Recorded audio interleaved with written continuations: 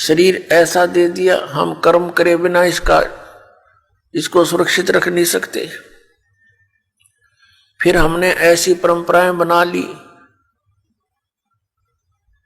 कि हम सारा दिन उन्हीं की पूर्ति में सारा जीवन नष्ट कर देते हैं।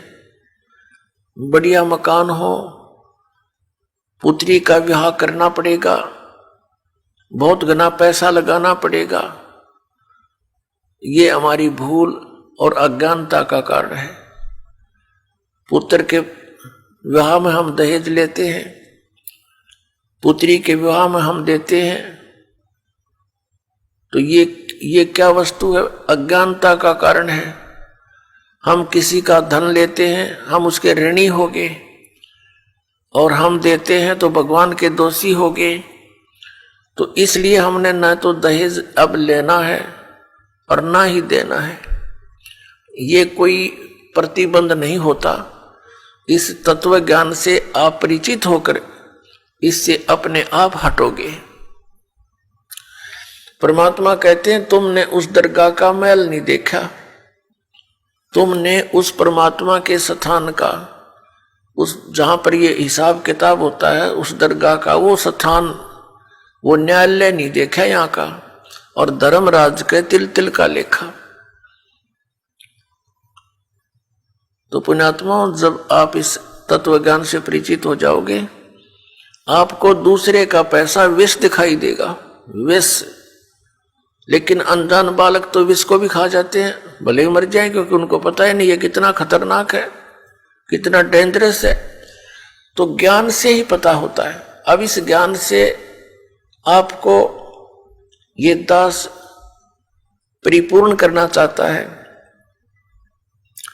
ताकि आपकी आस्था इस गंदे लोक से हटे और उस सच्चे लोक की तरफ जुड़े, आपकी कसक बन जावे कि हम सचमुच यहां कष्ट उठा रहे हैं। अभी तक विकल्प नहीं पता था।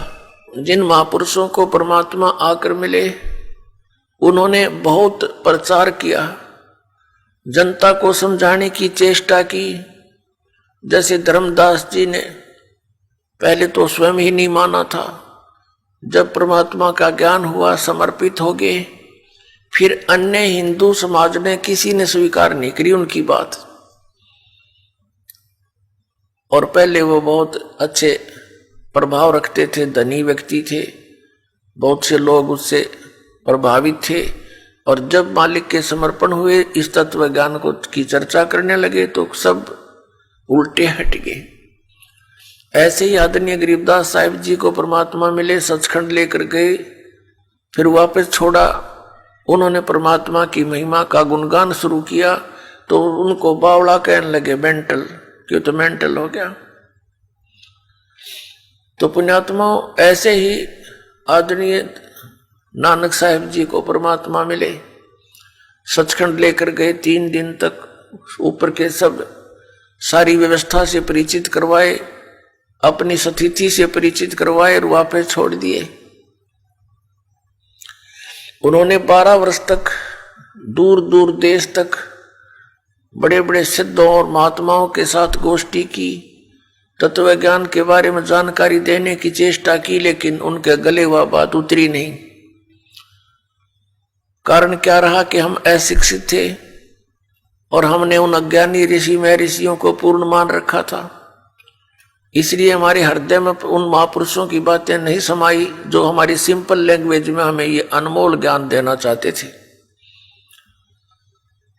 परमात्मा ने कृपा बख्शी, अपनी लीला अनुसार, अपनी महिमा अनुसार वो सन 1398 में सचखंड से चलकर आए, गति करके एक शिशु रूप धारण किया। लहरतारा नामक तालाब बनारस यानी काशी शहर के बाहर था। मूल शहर से लगभग 3-4 किलोमीटर की दूरी पर एक बनी में, बाहर जंगल में, वो वन में सरोवर था। गंगा का पानी, गंगा का जल लहरों के द्वारा उछलकर, वर्षा के दिनों में जब फुल स्वयं पर चलती थी गंगा, तो ऊपर से लहरों के द्वारा उछलकर घाट में से एक बहुत बड़े सरोवर का रूप धारण कर लेता था। वहां कमल के फूल खिले हुए थे। कमल के फूल पर आकर वो परमात्मा एक बालक रूप धारण करके विराजमान हुए।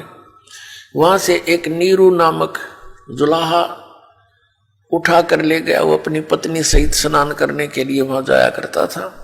तो उस समय परमात्मा लीला थोड़ी ही आयु में, 5 वर्ष की आयु में ही ये तत्व ज्ञान प्रचार करने लगे थे और बड़े बड़े विद्वानों के छक्के छुड़ा दिए थे। लेकिन पवित्र हिंदू धर्म के गुरुजन इन ब्राह्मणों ने परमात्मा के ज्ञान को स्वीकार तो करना दूर रहा, उनका दुष्प्रचार शुरू कर दिया कि ये झूठा है, कपटी है, हमारे हिंदू धर्म के देवताओं के विषय में ये गलत टिप्पणियां करता है, ये निकम्मा है, इसकी शक्ल भी नहीं देखनी चाहिए। परमात्मा के विरोधी बना दिया।